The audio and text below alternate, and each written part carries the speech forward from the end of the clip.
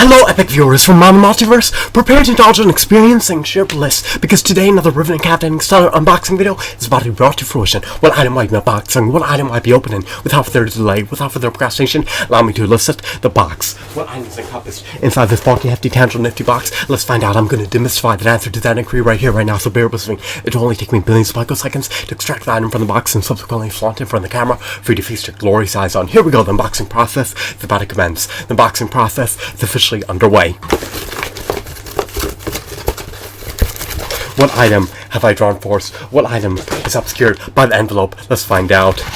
This figurine is known by the moniker of Blizzard. Is he a legend? He's a Marvel legend.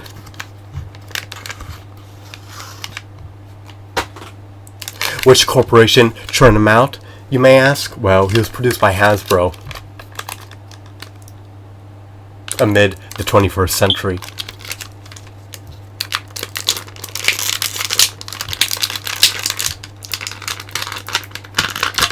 The plastic tray cannot be relegated to the trash. It can be consigned to the trash.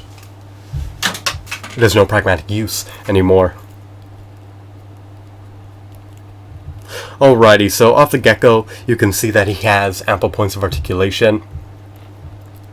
He has a diaphragm joint, so he can perform the ab crunch. He can lean forwards and backwards at your own discretion. He can be placed into nearly any dynamic pose that you can conceive of.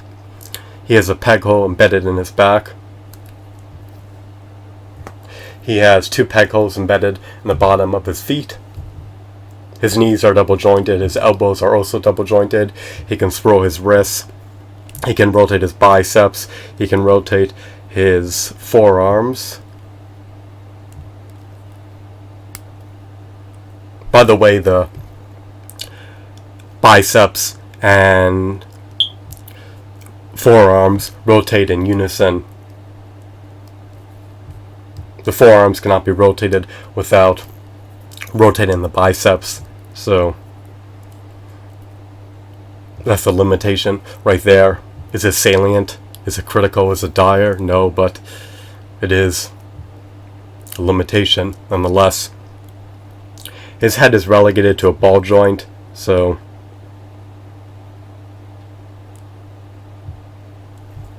he has latitude for articulation in the head, which is always ideal. You can swivel his waist at your own discretion. It's 360 degrees. What a twist, what a turn. His arms and legs can be moved outwards and inwards at your own discretion. He lacks finger joint articulation. He can perform an ankle pivot at both ankles. You can rotate his thighs. You could also rotate his shins if you so choose to. You should be able to. Never mind, maybe you can't. I revoke my previous statement. I don't want to compromise integrity of his joints, so I'm not even going to try rotating the thighs nor the shins. But the legs and arms can be accelerated and... Sorry, I made a blunder. The legs and arms can be ascended and descended at your own discretion. And his fingers are fully clenched together, so he has 2 fisted hands, which is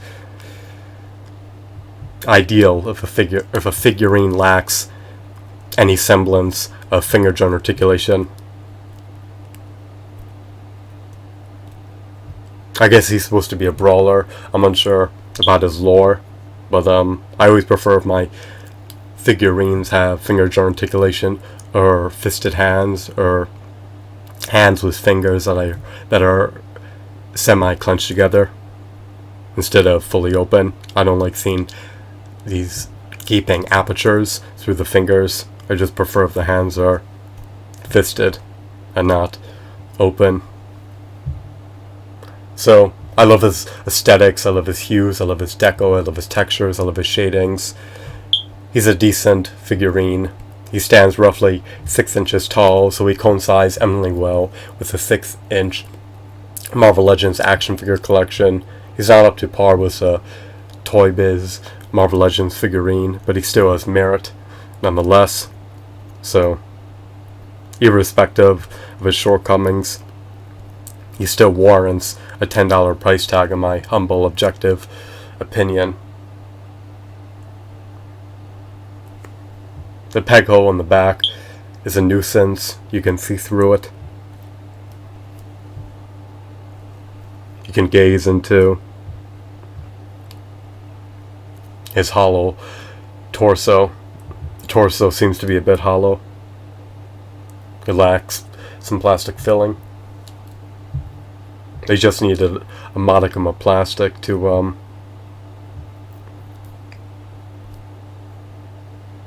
obscure his insides.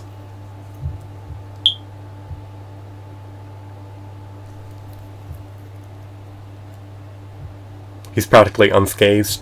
He's not marred with dings nor dents, nor scuffs nor scratches. I love the blue and white paint applications.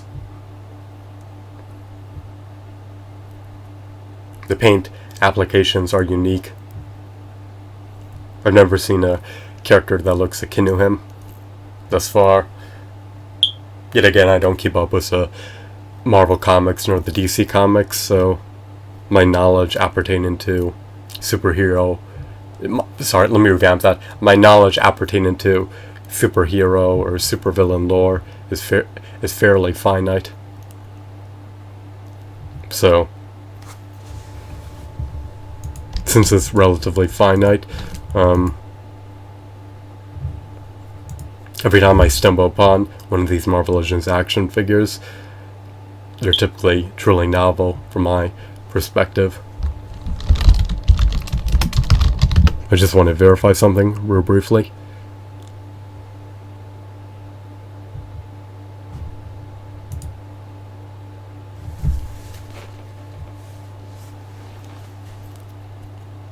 Alrighty, so his background is still an enigma. Do you know his background? Do you know his lore? Do you know his attributes? Do you know his characteristics? Do you know his traits? Do you know his features? Do you know his abilities? He seems to have physical prowess. Perhaps he can pummel his adversaries to death. Perhaps he can discharge deadly attacks from his body. Who knows? Maybe he can freeze his adversaries. Maybe he can summon a blizzard. I don't know. It'd be cool if he could utilize a typhoon.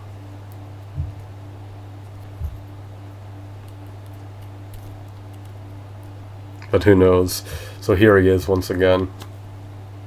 Not an abysmal figurine. For $10, you can't go wrong buying him if you're an avid, devout Marvel fan. So I'm appeased. This figurine tickles my fancy. I love Blizzard.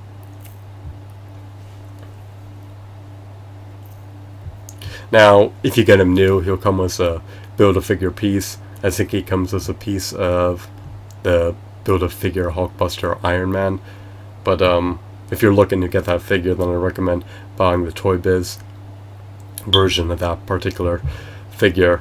Hasbro has their own version, but the Toy Biz one is superior. The Toy Biz one has superior. The Toy Biz one has superior details, has superior articulation, has better aesthetics, has better hues, and just looks more refined. He also looks more menacing and intimidating and audacious and mighty and divine than the Hasbro Hulkbuster Iron Man figure. I mean, that's my succinct analysis, but feel free to buy them both if you have the discretionary income. But if you don't, then stick with the Toy Biz version that has finger joint articulation. I also would presume that the Toy Biz Hulkbuster Iron Man figure will appreciate in value in the pending years. The Hasbro one could potentially remain constant in value, or it could depreciate in value. It all depends on supply and demand. but that's my recommendation. Feel free to do whatever appeases you. So once again, here's a Blizzard figure. If you can stumble upon it for under $10 via eBay or Amazon, then procure him. If he's more than $10 on eBay or Amazon, then you may want to forgo buying him and wait until his price plunges. He's not spectacular. He's above mediocre, in my opinion, but I wouldn't pay more than $13 for him. That's my threshold, that's my limit for that particular figurine. So that's everything I wanted to apprise you of. I hope that you deemed this video to be insightful and enthralling. Have a wonderful, marvelous day. Goodbye.